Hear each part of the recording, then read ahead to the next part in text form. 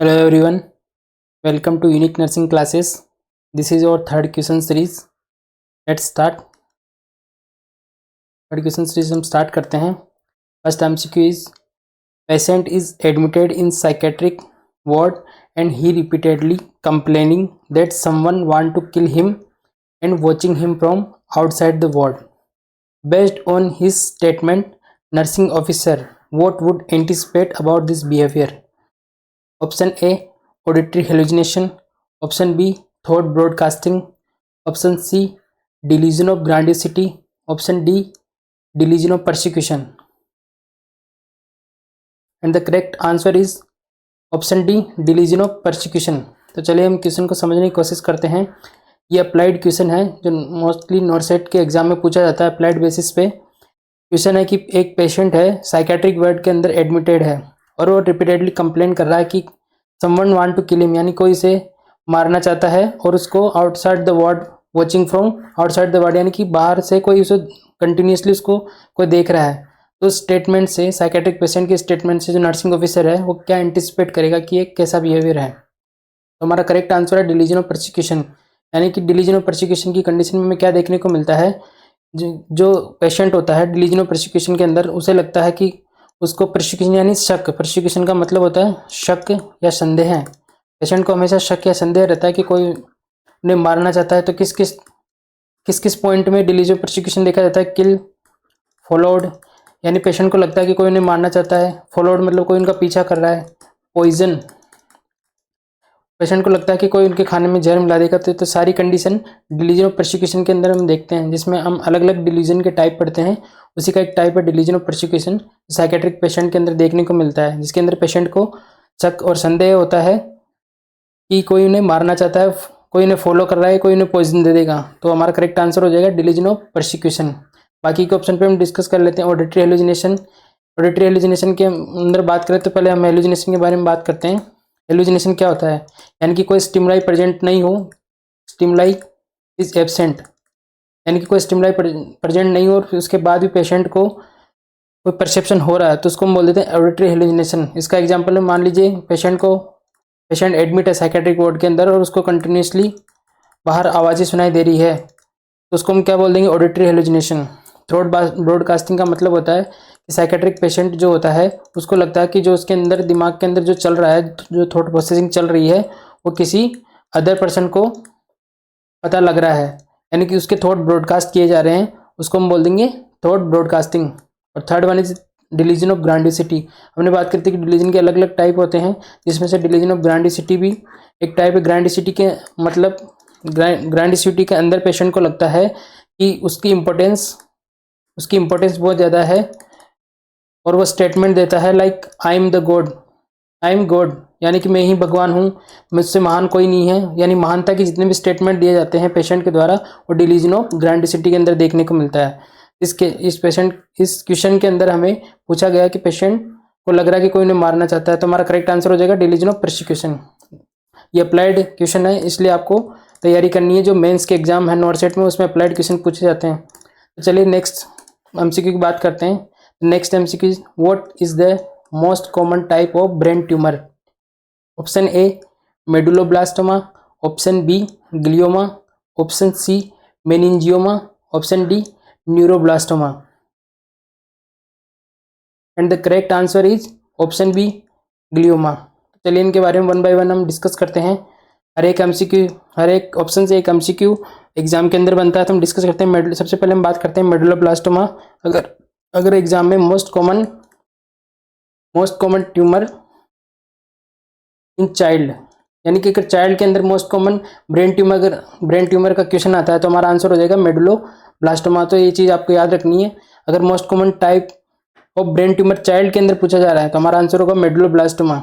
यहाँ पे क्वेश्चन पूछा गया most common type of brain tumour, यहाँ पे एज कंसिडर नहीं की गई है और डायरेक्ट हमें पूछा गया कि most common type of brain tumour, तो हमारा आंसर हो जाएगा ग्लियोमा. यानी कि जो ग्लियल सेल होती है उसके ट्यूमर को हम क्या बोल देते हैं? ग्लियोमा. ग्लियल सेल्स की ट्यूमर को ग्लियोमा. अगर उसमें भी अगर मोस्ट कॉमन पूछा जाए तो एस्ट्रोसाइटोमा यानी एस्ट्रोसाइट्स. ग्लियल सेल्स के बारे में बात कर रही थी हमने. न्यूरोग्लिया अलग अलग टाइप की होती है, उसमें से एस्ट्रोसाइट भी एक न्यूरोग्लिया का टाइप होता है. तो अगर एस्ट्रोसाइटोमा अगर ऑप्शन में है तो ग्लियोमा आंसर नहीं होगा, एस्ट्रोसाइटोमा करेक्ट आंसर हो जाएगा। मोर स्पेसिफिक आंसर है के अंदर हम इसे कंसिडर करते हैं। नेक्स्ट हम बात करते हैं मेनिंजियोमा। मेनिंजियोमा का मतलब होता है मेनिंजिस, यानी कि जो ब्रेन की लेयर होती है मेनिंजिस उसका ट्यूमर, तो उसको हम क्या बोल देंगे, मेनिंजियोमा। बेसिकली इसमें से कोई क्वेश्चन एमसीक्यू एग्जाम में मेनिंजियोमा से क्वेश्चन नहीं पूछा जाता है। नेक्स्ट ऑप्शन की हम बात करते हैं न्यूरोब्लास्टोमा। न्यूरोब्लास्टोमा अगर most common brain tumour neonates के अंदर पूछा जाए, मोस्ट कॉमन ब्रेन ट्यूमर इन न्यूनेट्स, तो हमारा आंसर हो जाएगा न्यूरोब्लास्टोमा। तो हर एक ऑप्शन एक एमसीक्यू है, तो आपको याद रखना है most common brain tumour in child, हमारा आंसर हो जाएगा medulloblastoma. Most common brain tumour जिसमें एज कंसिडर एज नहीं दी गई है, अगर हमें इस तरीके का क्वेश्चन पूछा जाता है तो हमारा आंसर हो जाएगा ग्लियोमा। और उसमें भी स्पेसिफिकली बात करी जाए कि कौन सा ग्लियोमा सबसे मोस्ट कॉमन होता है, तो वो होता है एस्ट्रोसाइटोमा। और चाइल्ड के अंदर पूछा जाए कि मोस्ट कॉमन ब्रेन ट्यूमर इन सॉरी इन्फेंट के अंदर न्यूनेट्स के अंदर most common brain tumour is neuroblastoma. तो आपको ये सब तीनों एमसीक्यू याद रखने हैं। The next MCQ is patient is admitted in neurosurgery ward and his CT scan showing crescent shaped hematoma in brain. On the basis of his report, what it suggesting? Option A epidural hemorrhage, option B subdural hemorrhage, option C subarachnoid hemorrhage, option D intradural hemorrhage. And the correct answer is option B subdural hemorrhage. चलिए इसके बारे में discuss करते हैं। इतनी बड़ी MCQ देख के आपको घबराना नहीं है, इसी तरीके से आजकल एमसीक्यू पूछे जा रहे हैं एग्जाम में। चलिए हम डिस्कस करते हैं। सबसे पहले हम क्वेश्चन को समझने की कोशिश करते हैं। एक पेशेंट न्यूरोसर्जरी वार्ड के अंदर एडमिटेड है और इसका सीटी स्कैन हुआ है, तो उसके अंदर हमें एक हीमोटोमा देखने को मिल रहा है। किस शेप का देखने को मिल रहा है, क्रिसेंट शेप्ड हीमोटोमा। बेसिकली यहाँ पे हमें शेप्ड के बेसिस पे आइडेंटिफाई करना कि किस टाइप का हेमरेज है पेशेंट के अंदर। तो वन बाय वन हम इसके अंदर डिस्कस करते हैं। सबसे पहले हम बात करते हैं एपिड्यूरल हीमेटोमा के बारे में। एपिड्यूरल हेमरेज यानी कि सबसे पहले हम बात करते हैं एपिड्यूरल स्पेस क्या होता है। हमने बात करी थी ब्रेन मेनिंजिस के अंदर 3 ब्रेन मेनिंजिस होती है, dura mater, second one is arachnoid mater and third one is pia mater. यानी कि बीच अलग अलग स्पेस को हम अलग अलग नाम देते हैं। यानी कि डूरा मैटर और अगर स्कल बोन है, इसके बीच के स्पेस को हम क्या बोल देंगे, एपिड्यूरल स्पेस। यानी कि एपी का मतलब होता है अपर, डूरल मतलब डूरा, इन डूरा मैटर की ऊपर वाले स्पेस को हम क्या बोल देंगे, एपिड्यूरल स्पेस। और इसी स्पेस के अंदर कोई हीमेटोमा हेमरेज होता है तो इसको हम बोल देते हैं एपिड्यूरल हेमरेज। सेकंड हम बात करते हैं सबड्यूरल हेमरेज। सब का मतलब होता है बिलो, सब का मतलब क्या होता है बिलो, और डूरल मतलब डूरा लेयर जो डूरा मेनिंजिस है। यानी कि डूरा मैटर और अरेक्नोइड मैटर के बीच के स्पेस को हम क्या बोल देंगे, सब डूरल हेमरेज। थर्ड वन इज सब अरेक्नोइड हेमरेज, यानी अरेक्नोइड और पाया मैटर, यानी अरेक्नोइड सब यानी बिलो और अरेक्नोइड यानी अरेक्नोइड मेनिंजिस। तो सब अरेक्नोइड का मतलब होगा बिलो द अरेक्नोइड लेयर, यानी अरेक्नोइड और पाया मैटर के बीच के स्पेस को हम बोल देंगे सब अरेक्नोइड स्पेस, और इसमें जो हेमरेज होगा उसको हम बोल देंगे सब अरेक्नोइड हेमरेज। वैसे इंट्राडूरल हेमरेज का मतलब हो गया पाया मैटर, बिलो पाया मैटर, यानी कि यहाँ से हमारा सेरिब्रम स्टार्ट हो जाता है, इसी को हम बोल देते हैं इंट्राडूरल हेमरेज। अब जो एमसीक्यू पूछा जा रहा है, सबसे पहले हम वन बाई वन बात करते हैं। सबसे पहले हम बात करें एपिड्यूरल हेमरेज। तो आपको ये याद रखना है, इसमें से एमसीक्यू पूछा जाता है। अगर एपिड्यूरल हेमरेज पूछा जाता है तो उसके अंदर जो हीमेटोमा बनता है वो कुछ इस तरीके से लेंस शेप्ड हीमेटोमा। एक लेंस शेप्ड में अगर हीमेटोमा का क्वेश्चन आता है तो हमारा आंसर हो जाएगा एपिड्यूरल हीमेटोमा। दोनों ही एमसीक्यू एग्जाम में पूछे जाते हैं। अगर लेंस शेप्ड हीमेटोमा में पूछा जा रहा है तो हमारा करेक्ट आंसर होगा एपिड्यूरल हीमेटोमा। लेकिन हमें क्वेश्चन में पूछा जा रहा है क्रिसेंट शेप्ड हीमेटोमा, तो हमारा आंसर हो जाएगा सबड्यूरल हेमरेज। क्रिसेंट का मतलब आप समझने की कोशिश कुछ इस तरीके से अर्धचंद्राकार, यानी कि जैसे आधा चांद का आकार होता है, कुछ इस तरीके का हमें सीटी स्कैन के अंदर दो स्पेस के बीच में हमें हीमेटोमा देखने को मिलेगा। और इससे हम सजेस्ट करता है कि पेशेंट को सबड्यूरल हेमरेज की कंडीशन डेवलप हो गई है। तो ये दोनों एमसीक्यू आपको याद रखना है। अगर लेंस शेप्ड हीमेटोमा का क्वेश्चन आता है तो हमारा आंसर हो जाएगा एपिड्यूरल हेमरेज, और क्रिसेंट शेप्ड अगर पूछा जाता है तो सबड्यूरल हेमरेज। ये दोनों ही MCQ exam point of view से बहुत इंपॉर्टेंट है, तो इसलिए आपको याद रखना है। नेक्स्ट हम बात करते हैं next MCQ, fourth MCQ, most common type of episiotomy. Option A J shaped, option B mediolateral, option C medial episiotomy, option D lateral episiotomy. And the correct answer is option B mediolateral episiotomy. सबसे पहले हम बात करते हैं कि episiotomy क्या होता है। एपिसियोटोमी के अंदर सबसे पहले हम बात करते हैं फीमेल रिप्रोडक्टिव सिस्टम के अंदर लेयर होती है लीबिया माइनोरा। सबसे बाहर की तरफ होता है लीबिया मेजोरा और अंदर की तरफ होता है लीबिया माइनोरा, और जहाँ पे लीबिया माइनोरा दोनों कनेक्ट होते हैं उस स्पेस को हम बोल देते हैं फोरकट। और यहीं से पेरिनियम में जो कट लगाया जाता है ड्यूरिंग डिलीवरी, तो उसको हम क्या बोल देते हैं, एपिसियोटोमी। इस प्रोसीजर को हम क्या बोलते हैं, एपिसियोटोमी। तो चलिए हम इसको समझने की कोशिश करते हैं कि किस तरीके से एपिसियोटोमी का प्रोसीजर किया जाता है। मान लीजिए हमारा लीबिया माइनोरा ज्वाइन हो रहा है, इसको हम एक लैंडमार्क की तरह यूज करते हैं जहाँ से हम कट लगाते हैं, और इस कट के बेसिस पे हम अलग अलग एपिसियोटोमी के टाइप देते हैं। सबसे पहले हम बात करते हैं जे शेप्ड। जे शेप्ड के अंदर क्या होता है, जे शेप्ड के अंदर जो हम एपिसियोटोमी का जो कट लगाते हैं वो कुछ इस तरीके से लगाते हैं, तो इसको हम क्या बोल देंगे, जे शेप्ड एपिसियोटोमी। अगर इसमें लेंथ की बात करें तो सबसे पहले जो कट लगाएंगे हम 2.5 सेंटीमीटर स्ट्रेट कट लगेगा और 1.5 सेंटीमीटर लेटरल साइड में, तो कुछ इस तरीके से जे शेप आकार आ जाता है, उसको हम क्या बोल देते हैं, जे शेप्ड एपिसियोटोमी। फिर हम बात करते हैं मीडियोलेटरल, जो कि सबसे हमारा मोस्ट कॉमन टाइप है एपिसियोटोमी का। जैसे ये फोर कट है और पेरिनियम है और हमें यहाँ पे कट लगाना है, तो हमें लेटरल साइड में कट लगेगा, उसको हम क्या बोल देंगे, मीडियो लेटरल एपिसियोटोमी। और लैंडमार्क कुछ इस तरीके से होता है, और हमारा जो कट लगेगा एपिसियोटोमी में वो कुछ इस तरीके से लगेगा, इसको हम बोल देंगे मीडियो लेटरल एपिसियोटोमी। थर्ड वन हम बात करते हैं मीडियल एपिसियोटोमी में कुछ किस तरीके से एपिसियोटोमी के अंदर कट लगाया जाता है, तो वो स्ट्रेट कट लगाया जाता है 2.5 सेंटीमीटर स्ट्रेट, 2.5 सेंटीमीटर। तो आपको ये लेंथ भी याद रखनी, 2.5 सेंटीमीटर का स्ट्रेट कट लगाया जाता है तो इसको हम बोल देते हैं मीडियल एपिसियोटोमी। और last one is lateral episiotomy.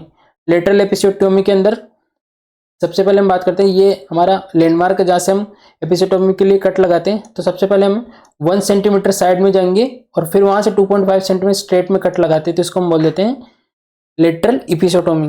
तो आपको याद रखना है, जो मोस्ट कॉमन एमसीक्यू जो बनता है इसके अंदर यही बनता है कि most common type of episiotomy कौन सा है, तो आपका करेक्ट आंसर हो जाएगा मीडियोलेटरल।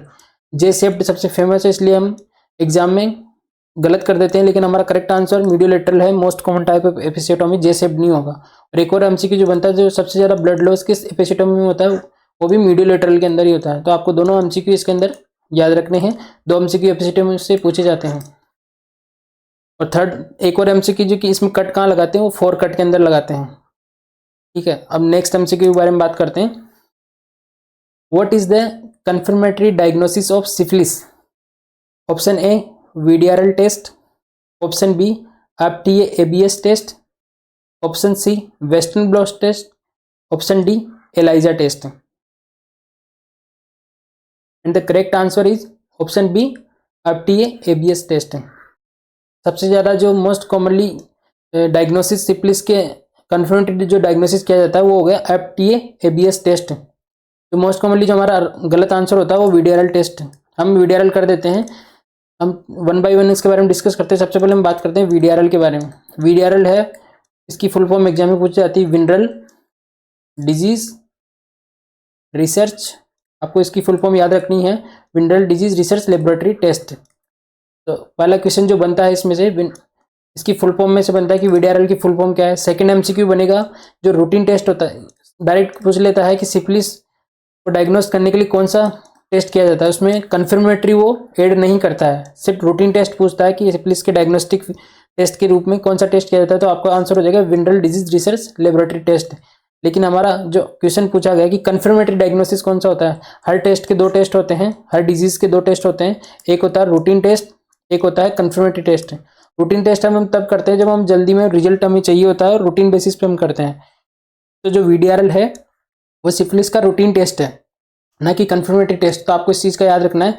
सिफिलिस में एसटीडी डिजीज के अंदर आता है जिसका पॉजिटिव ऑर्गेनिज्म ट्रिपेनोमा पैलिडम होता है, ट्रिपेनोमा पैलिडम। तो आपको ये याद रखना है।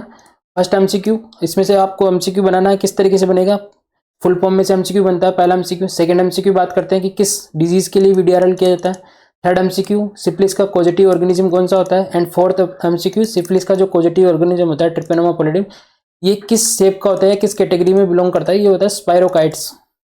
तो आपको ये 4 एमसीक्यू इस क्वेश्चन में से बनते हैं, आपको याद रखना है। लेकिन हमारा जो कन्फर्मेटरी डायग्नोसिस है सिफिलिस के अंदर वो होगा हमारा एफटीए एबीएस टेस्ट, यानी कि इसकी फुल फॉर्म पूछ ली जाती है फ्लोरोसेंट ट्रिपेनोमल एंटीबॉडी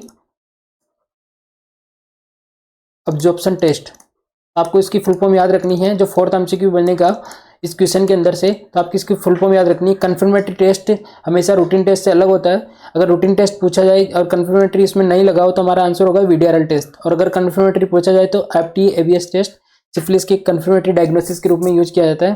थर्ड वन हम बात करते हैं, इसमें से क्या MCQ बनता है, वेस्टर्न ब्लॉट टेस्ट यानी कि HIV का जो रूटीन टेस्ट होता है, पॉलीमरेज चेन रिएक्शन जो हम करते हैं PCR, लेकिन जो हमारा जो कन्फर्मेटरी डायग्नोसिस है HIV के अंदर वो हो गया हमारा वेस्टर्न ब्लॉट टेस्ट। तो हर डिजीज का एक कन्फर्मेटरी डायग्नोसिस होता है, तो हम HIV का कन्फर्मेशन किस तरीके से करेंगे, वेस्टर्न ब्लॉट टेस्ट।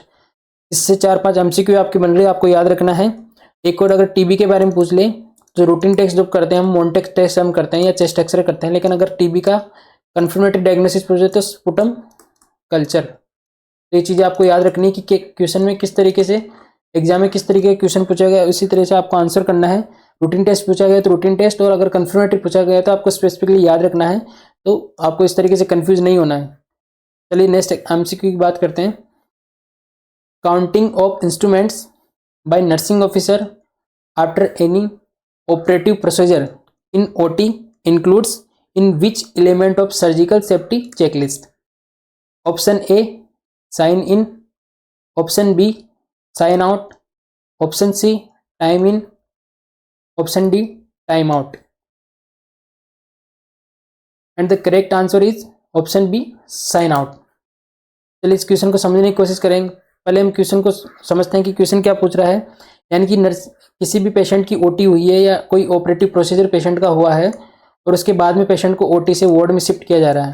तो एक प्रोटोकॉल होता है OT से, जब पेशेंट को वार्ड में शिफ्ट किया जाता है तो जो नर्सिंग ऑफिसर होता है उसकी रिस्पॉन्सिबिलिटी है कि वो जितने भी इंस्ट्रूमेंट है वो काउंट किए जाते हैं जो भी OT में यूज होते हैं। तो वही हमें ये क्वेश्चन हमें पूछने की कोशिश कर रहा है कि जो नर्सिंग ऑफिसर इंस्ट्रूमेंट काउंटिंग करते हैं OT के अंदर, वो सर्जिकल सेफ्टी चेकलिस्ट की किस एलिमेंट के अंदर या किस स्टेज के अंदर आता है। तो 1 बाय 1 इसके बारे में डिस्कस करेंगे। हमारा आंसर है साइन आउट, तो हम इसको समझने की कोशिश करते हैं। सबसे पहले हम बात करते हैं कि सर्जिकल सेफ्टी चेकलिस्ट क्या होती है। इसके 3 एलिमेंट होती है, 3 एलिमेंट इसके अंदर होते हैं। यानी कि किसी भी पेशेंट की OT को सक्सेसफुल बनाने के लिए एक WHO ने गाइडलाइन दी है, एक चेकलिस्ट दी है, उसको टिक हमें करना होता है। उसके अंदर अलग अलग बॉक्स बने होते हैं जिसके अंदर हमें उनको पढ़कर हमें टिक करना होता है कि वो गाइडलाइन हमने फॉलो की या नहीं है, उसको हम बोल देते हैं सर्जिकल सेफ्टी चेकलिस्ट। तो हम बात करते हैं इसमें के अंदर कौन कौन से एलिमेंट होते हैं, कौन कौन से चेकलिस्ट हम किस तरीके से इसके अंदर टिक करते हैं। सबसे पहले हम बात करते हैं इसके अंदर पहली जो स्टेज होती है, फर्स्ट एलिमेंट होता है वो होता है साइन इन। सेकेंड वन जो होता है time out, third one is sine out. इसमें से कौन कौन से MCQ बनते हैं, जो हमारा जो मोटो है, जो मोटिव है, जो 1 MCQ से अब से 4 से 5 MCQ आपके सॉल्व हो, तो कुछ इस तरीके से हमें MCQ तैयार करें। तो जो आपका पहला MCQ बनेगा सर्जिकल सेफ्टी चेकलिस्ट में से, पहला MCQ बनेगा कि कौन सा एलिमेंट नहीं है सर्जिकल सेफ्टी चेकलिस्ट का। तो हमारा अगर ऐसा क्वेश्चन आता है तो आप देख पा रहे हैं कि इसके अंदर टाइम इन नहीं है, तो हमें अक्सर कन्फ्यूजन हो जाता है।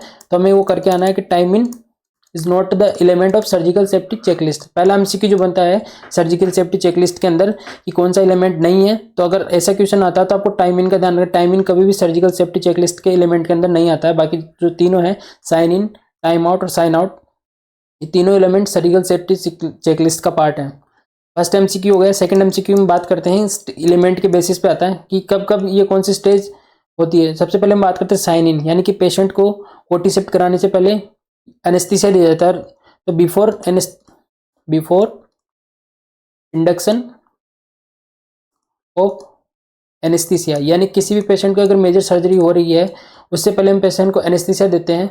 तो उस एनेस्थीसिया से देने से पहले हमें कुछ टिक बॉक्स पे टिक करना होता है। तो वो स्टेज किसके अंदर आती है, साइन इन के अंदर।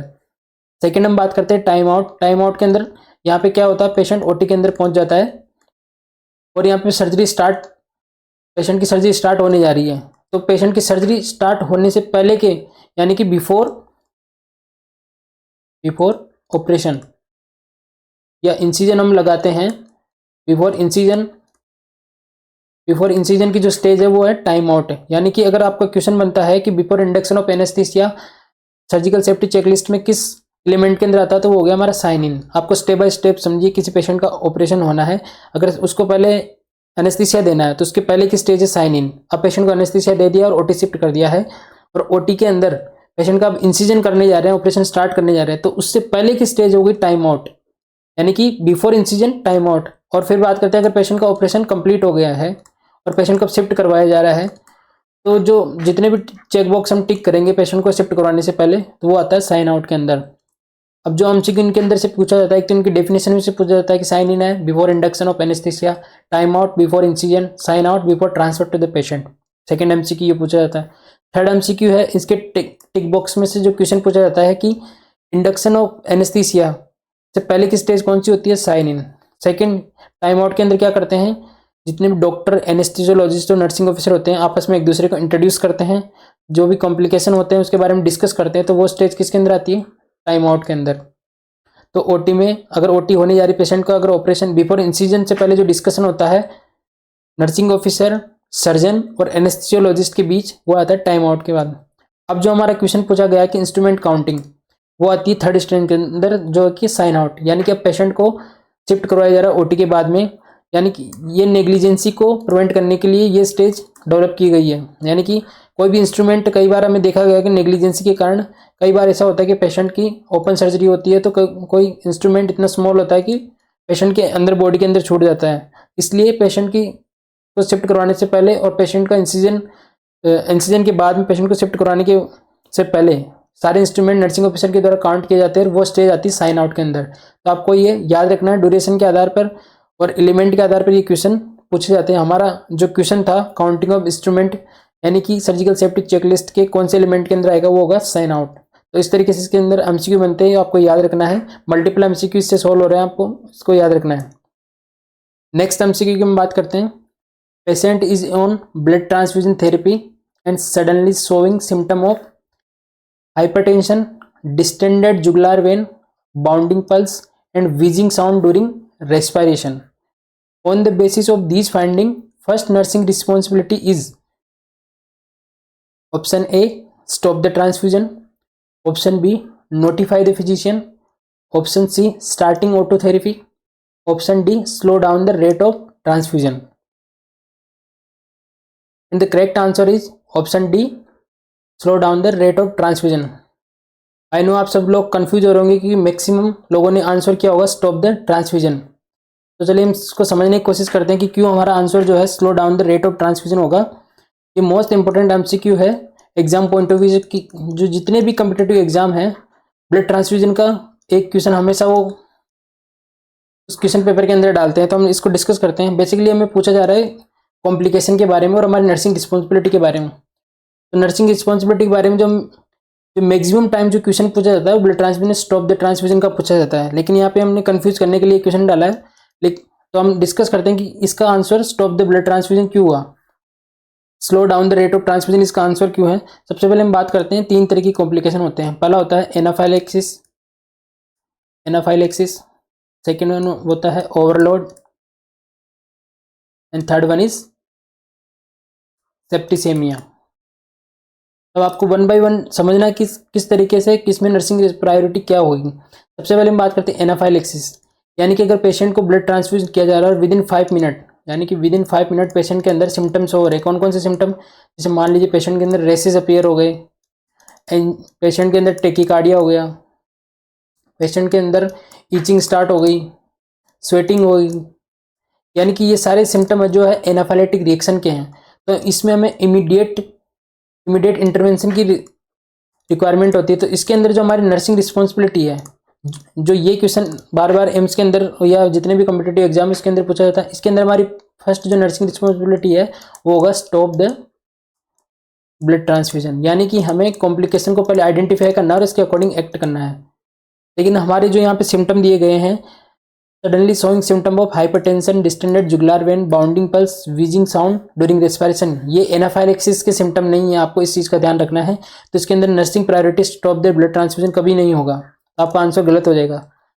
मोस्ट ऑफ द क्वेश्चन यही पूछा जाएगा, लेकिन मे भी चांस है कि आपका सेकेंड कॉम्प्लिकेशन में से ही क्वेश्चन पूछा जाए।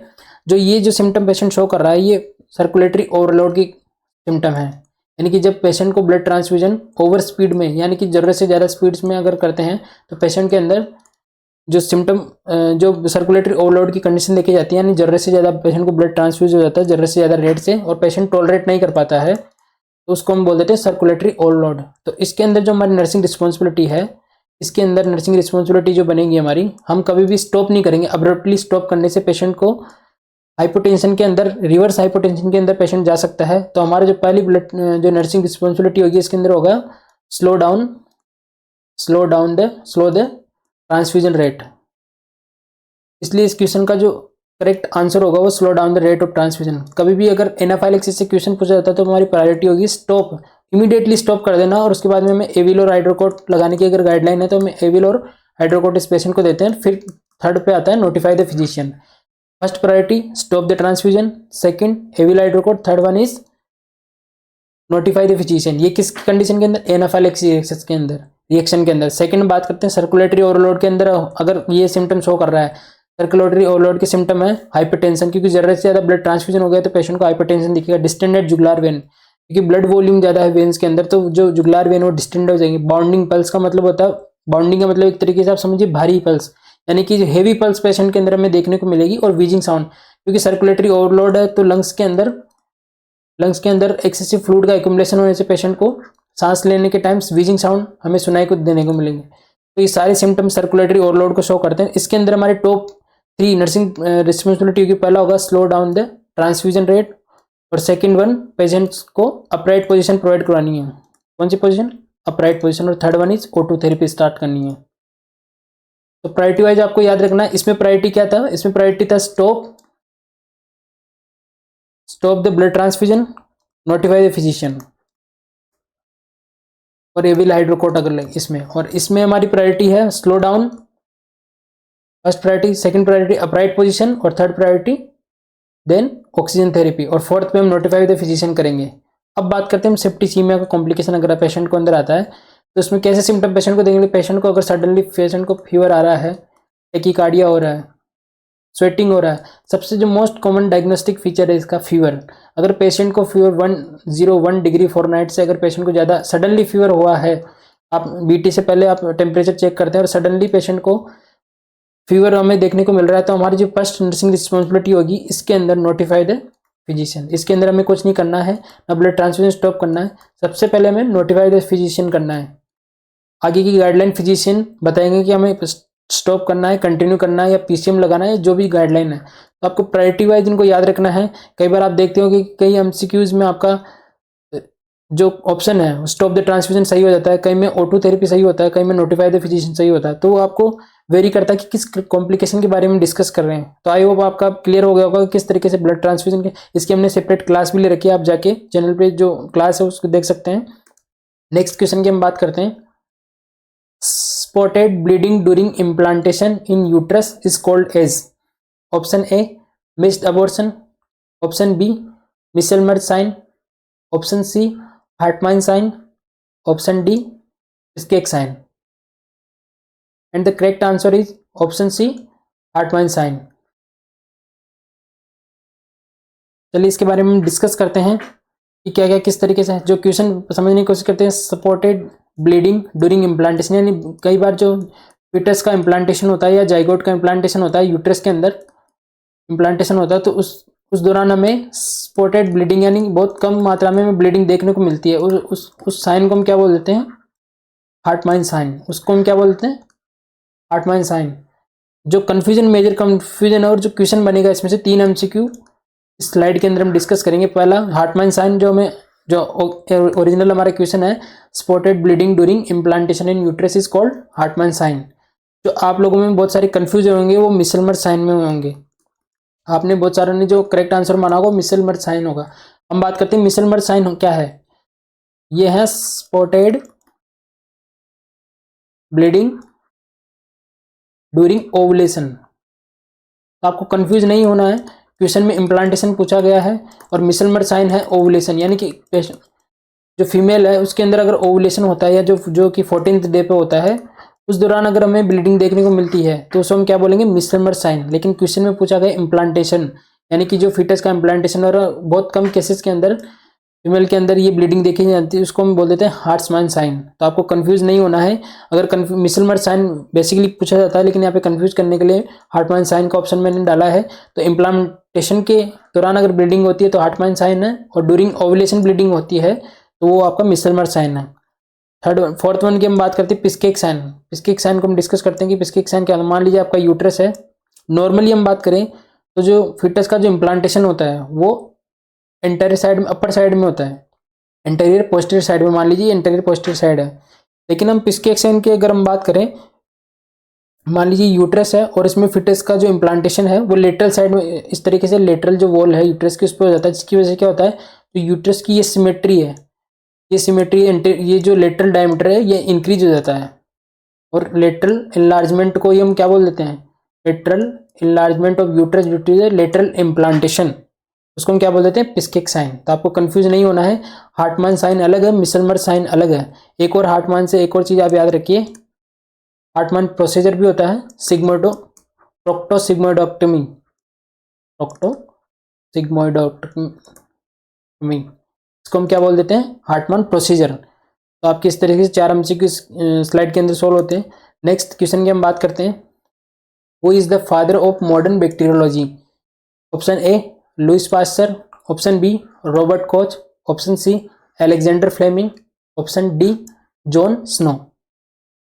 The correct answer is option B Robert coach.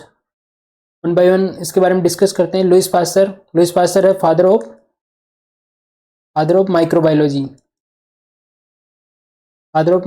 पहला MCQ father of microbiology. Robert Koch तो second MCQ father of modern bacteriology. Alexander Fleming discovery of penicillin, इन्होंने पेनिसिलिन की खोज की थी, discovery of penicillin Alexander Fleming ने की थी। John Snow father of epidemiology, basically ये सिंगल लाइनर है तो आपको ये याद रखना है। इस तरीके से जो हमारा करेक्ट आंसर होगा वो रॉबर्ट कोच। नेक्स्ट एमसीक्यू की हम बात करते हैं, which carbohydrate unit is also called as brain sugar. Option A fructose, option B galactose, option C sucrose, option D maltose. And the correct answer is option B galactose. यहाँ पे हमें question पूछा जा रहा है कि कार्बोहाइड्रेट की कौन सी यूनिट को हम ब्रेन शुगर बोलते हैं, तो हमारा करेक्ट आंसर होगा गैलेक्टोज। चलिए इनके बारे में वन बाय वन हम डिस्कस करते हैं, कई बार वन लाइन में पूछ लिए जाते हैं। तो सबसे पहले हम बात करते हैं ग्लूकोज हो गया अपना ग्रेप शुगर,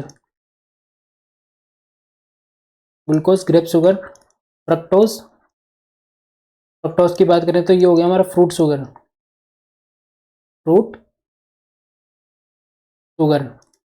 फिर हम अगर बात करें सुक्रोज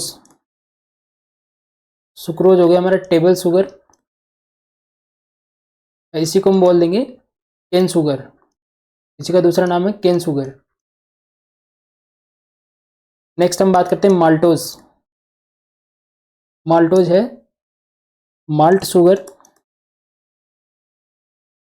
इसी को हम बोल देंगे पोटैटो शुगर। तो ये अलग अलग डिफरेंट एमसीक्यू सिंगल लाइन में पूछे जा सकते हैं, इसलिए मैं आपको सब एक एक वन बाय वन इसको सॉल्व कराने की कोशिश कर रहा हूँ। नेक्स्ट हम बात करते हैं लैक्टोज है वो है हमारा मिल्क शुगर, लैक्टोज जो है हमारा मिल्क शुगर। और ये अलग अलग वन लाइनर के अंदर कई बार पूछ लिए जाते हैं, तो इसलिए आपको ये याद रखना, glucose is grape sugar, fructose fruit sugar, आपको जी से जी याद रखना है, ग्लूकोज और ग्रेप शुगर। आपसे आप याद रखना फ्रक्टोज फ्रूट शुगर, और बाकी चीज़ें आपको याद करनी पड़ेगी, सुक्रोज टेबल शुगर, उसी को हम क्या बोल देते हैं cane sugar, maltose malt sugar या पोटैटो शुगर, और लैक्टोज जो है मिल्क शुगर। तो ये सब चीज़ें आपको याद रखनी है। चलिए हम नेक्स्ट एमसीक्यू बढ़ते हैं। Mister Raju got poor marks in exam and later he start hard work in sports and achieve medal for his sports skill. This is the type of which ego defense mechanism. Option A projection, option B repression, option C compensation, option D displacement. हमारा correct answer होगा option C कंपनजेशन। Basically हम समझने की कोशिश करते हैं, ये एक अप्लाइड क्वेश्चन का पार्ट है। अप्लाइड ऐसे क्वेश्चन अप्लाइड बेसिस पे नोट सेट में पूछे जाते हैं, तो ये बेसिकली पूछ रहा है कि किस टाइप का ईगो डिफेंस मैकेनिज्म हमें मिस्टर राजू के अंदर हमें देखने को मिल रहा है। कि क्वेश्चन था कि उसके एग्जाम के अंदर पुअर मार्क्स यानी कि बहुत कम मार्क्स आते हैं, तो बाद में इसको कंपनसेट करने के लिए वो मेहनत करता है स्पोर्ट्स के अंदर और मेडल लेके आता है स्पोर्ट्स स्किल की वजह से। तो ये किस तरीके का ईगो डिफेंस मैकेनिज्म है, तो आप इसमें क्लियरली देख पा रहे हैं कि एक अपनी एक कमी को या डिफिशियंसी को कम करने के लिए दूसरे एरिया के अंदर वो हार्डवर्क कर रहा है और वहाँ पे कंपनसेट करने की कोशिश कर रहा है। तो उस ईगो डिफेंस मैकेनिज्म को हम बोल देंगे कंपनसेशन। यानी कि अगर एक एरिया की वीकनेस को, यानी कि किसी एरिया में हम वीकनेस है, वीक है, तो उसको हम ओवरकम करने की कोशिश कर रहे हैं अदर एरिया के अंदर। अदर एरिया के अंदर हम उसमें हार्डवर्क करते हैं और उसमें अचीवमेंट हम पाने की कोशिश करते हैं, उसको हम क्या बोल देते हैं, कंपनसेशन। यानी कि ईगो डिफेंस मैकेनिज्म जिसके अंदर पेशेंट अपनी एक कमी को दूसरी अचीवमेंट से कंपनसेट करने की कोशिश करता है, उसको क्या बोल देंगे हम, कंपनसेशन। बाकी हम 3 ईगो डिफेंस मैकेनिज्म, इसमें 12 ईगो डिफेंस मैकेनिज्म होते हैं, तो हम यहाँ पे 3 और इनका डिस्कस करते हैं। प्रोजेक्शन क्या होता है, इसमें से जो क्वेश्चन आता है वो इसकी डेफिनेशन में आता है, अट्रीब्यूटिंग वंस ओवन थॉट्स, आपको ये याद रखना, थॉट्स डिजायर टू अदर्स। यानी कि प्रोजेक्शन का मतलब क्या है, कोई एक पेशेंट है या फिर कोई भी पर्सन है, वो अपने अनवांटेड थॉट्स या डिजायर्स को दूसरे पे अप्लाई करने की कोशिश करता है, दूसरे पे एक तरीके से थोपने की कोशिश करता है, उसको हम क्या बोल देंगे, projection. Basically ego defence mechanism में 2 टाइप में क्वेश्चन पूछे जाते हैं, एक पूछा जाता है डेफिनेशन से और एक एग्जाम्पल से। कुछ ईगो डिफेंस मैकेनिज्म जिसमें से डायरेक्ट डेफिनेशन दी जाती है, उसमें से प्रोजेक्शन है। प्रोजेक्शन का जो क्वेश्चन बनता है एमसीक्यू, आपको क्वेश्चन लगाना, वो इसकी डेफिनेशन में बनता है, attributing one's own undesirable thoughts और desire to the others which is called projection. इसका एग्जाम्पल की हम बात करते हैं, मान लीजिए कोई स्टूडेंट है और वो फेल हो जाता है, अच्छे मार्क्स स्कोर नहीं कर पाता है, तो वो अपनी कमी को मानने की बजाय अपने जो अनडिजायरेबल थॉट है वो टीचर को इसको रिस्पॉन्सिबल बताता है कि टीचर ने सही से नहीं पढ़ाया, टीचर ने जो टीचिंग करवाई है वो सही से नहीं करवाई, इसलिए मैं फेल हो गया। यानी कि इसमें वो अपने अनडिजायरेबल थॉट्स को दूसरे पे थोपने की कोशिश कर रहा है, तो इसको हम बोल देंगे प्रोजेक्शन। इसके जैसा एक और रेशनलाइजेशन होता है जिसमें बहुत माइनर डिफरेंस होता है, उसके अंदर भी वो हर अपने एक्ट का एक रेशनल यानी कि एक कारण बताता है अपने अनएक्सेप्टेड एक्ट का। सेकेंड वन बात करते हैं रिप्रेशन की बात करते हैं, जैसे कि हमें कोई भी स्ट्रेसफुल कंडीशन है, हमारे लाइफ में कोई भी स्ट्रेसफुल कंडीशन या स्ट्रेसफुल ट्रॉमा हुआ है, उसको हम अनकॉन्शियसली वो हम भूलते हुए जाते हैं। मान लीजिए हमें 10 साल पहले कोई स्ट्रेसफुल, हमारे साथ कोई स्ट्रेसफुल ट्रॉमा हुआ था और धीरे धीरे हम उसको भूलते जा रहे हैं, कॉन्शियसली नहीं, सब अनकॉन्शियसली हम भूलते जा रहे हैं, तो उसको हम क्या बोल देंगे, रिप्रेशन। इससे रिलेटेड एक और पूछा था सप्रेशन में हम खुद कॉन्शियसली उस चीज़ को सप्रेस करने की कोशिश करते हैं, खुद भूलने की कोशिश करते हैं। अगर कॉन्शियसली हम कर रहे हैं तो वो हो गया सप्रेशन, और अगर अनकॉन्शियसली हो रहा है तो वो हो गया रिप्रेशन। तो आपको ये याद रखना है।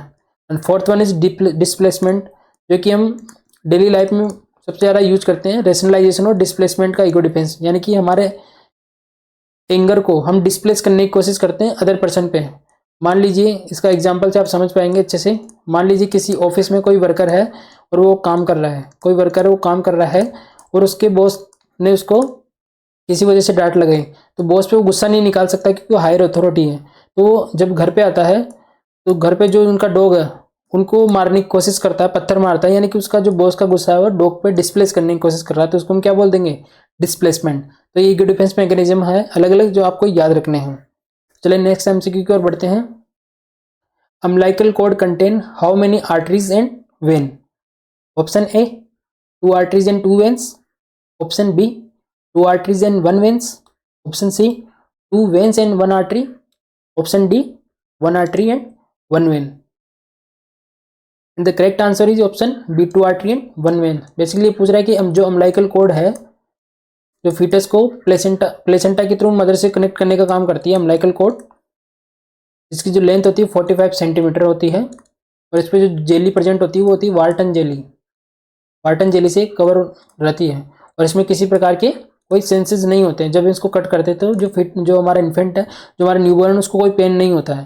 तो जो उसके अंदर 2 अम्बिलिकल आर्टरी होती है, 2 umbilical artery and 1 umbilical when. तो यही एमसीक्यू बार बार एग्जाम में सिंगल लाइनर में पूछा जाता है।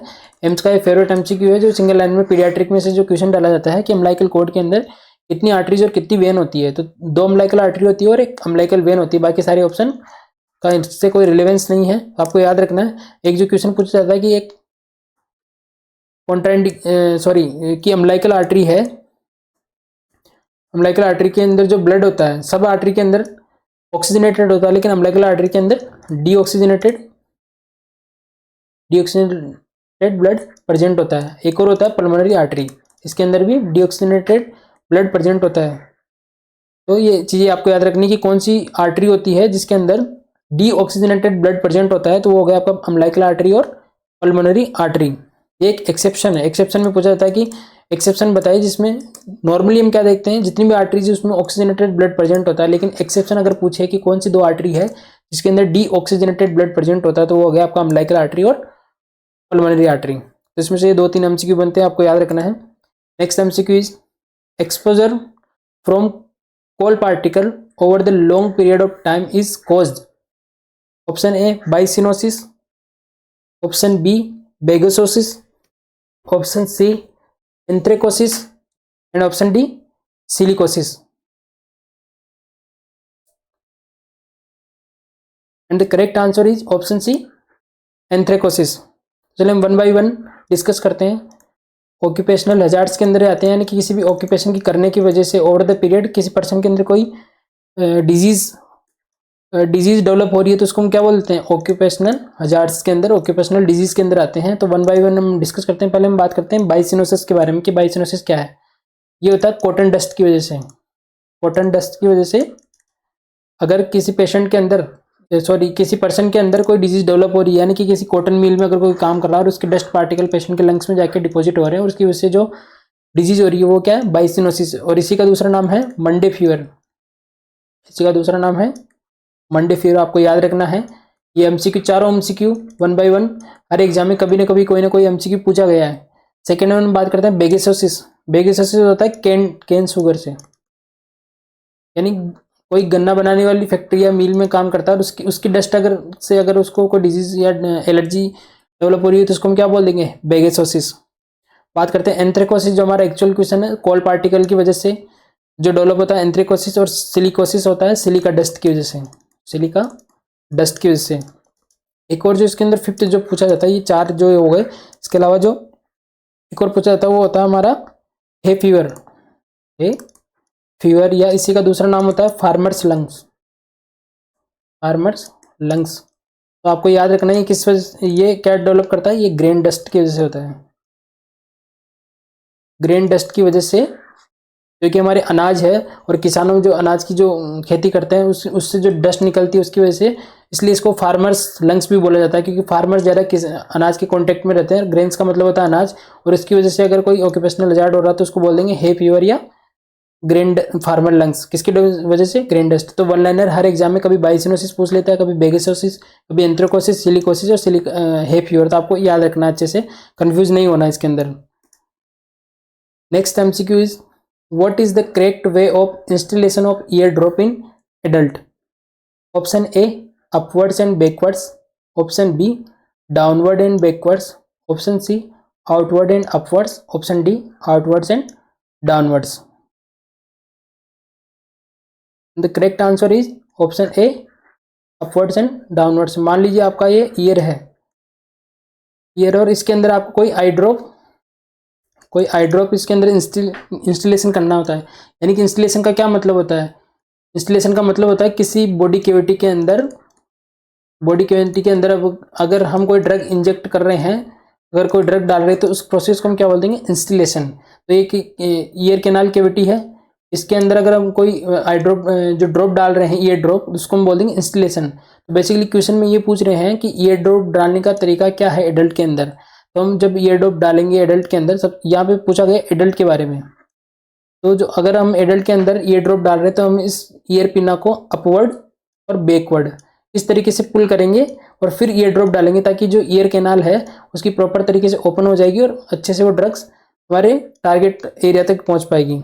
अगर ये क्वेश्चन अगर चाइल्ड के अंदर पूछा जाता है कि चाइल्ड के अंदर किस तरीके से हम ईयर ड्रॉप डालेंगे, तो हमारा जो सेकंड ऑप्शन है वो करेक्ट होगा, डाउनवर्ड और बैकवर्ड। यानी कि ईयर जो पिन्ना है इसको हम डाउनवर्ड और बैकवर्ड इस तरीके से इसको पुल करेंगे, ताकि जो इसकी ईयर कैनाल है चाइल्ड के अंदर वो ओपन हो जाएगी और अच्छे से वो जो ड्रग्स है जो ये ड्रॉप है वो टारगेट एरिया तक पहुंच जाएगी। तो 2 एमसीक्यू है इसके अंदर। पहला एडल्ट के अंदर पूछे तो अपवर्ड, आपको इस तरीके से याद रखना, एडल्ट वाली एज ज़्यादा होती है तो अप से आपको याद रखना अपवर्ड, और अगर कम एज है डाउन, यानी कि कम एज को हम डाउन बोल देंगे तो डाउनवर्ड्स, बाकी दोनों में बैकवर्ड्स तो कॉमन है।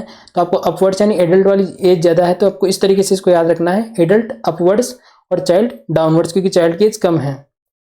चलिए नेक्स्ट एमसीक्यू की हम बात करते हैं। What is the positive organism of rabies? Option A flavivirus, option B group B arbovirus, option C lyssa virus type 1, option D Coxiella burnetii. And the correct answer is option C lyssa virus. तो चलिए इसको हम 1 bye 1 discuss करते हैं। हमारा answer जो है rabies का पॉजिटिव ऑर्गेनिज्म इसमें पूछा गया है, तो हमारा जो ऑप्शन है आंसर है वो होगा लाइसा वायरस टाइप 1 है। तो इसको हम 1 बाय 1 डिस्कस करते हैं। बार बार एग्जाम में कुछ डिजीज को लेकर क्वेश्चन पूछे जा रहे हैं, जिसके अंदर सबसे पहले हम बात करते हैं येलो फीवर। आपने बहुत बार नाम सुना होगा येलो फीवर का पॉजिटिव ऑर्गेनिज्म, डायरेक्ट एग्जाम में पूछ लिया जाता है। तो हमारा आंसर होगा इसके अंदर फ्लेविवायरस। फ्लेविवायरस इसका पॉजिटिव ऑर्गेनिज्म है। सेकेंड हम बात करते हैं, एक और इसमें से क्वेश्चन पूछा जाता है कि जो वेक्टर है येलो फीवर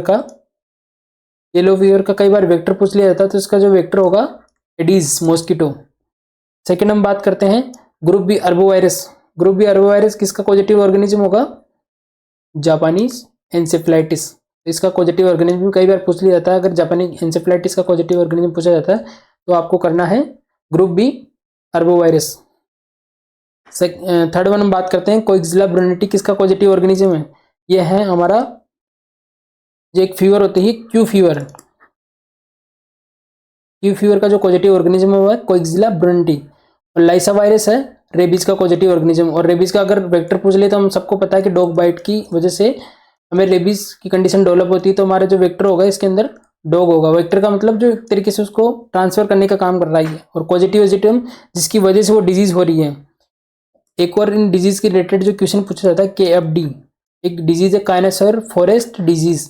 तो इसका पॉजिटिव ऑर्गेनिज्म तो इसके नाम से हो गया KFD वायरस, लेकिन इसमें से जो क्वेश्चन पूछा जाता है वो इसका वेक्टर में से पूछा जाता है कि KFD का वेक्टर कौन है। तो आपका करेक्ट आंसर होगा हीमोफिसिस।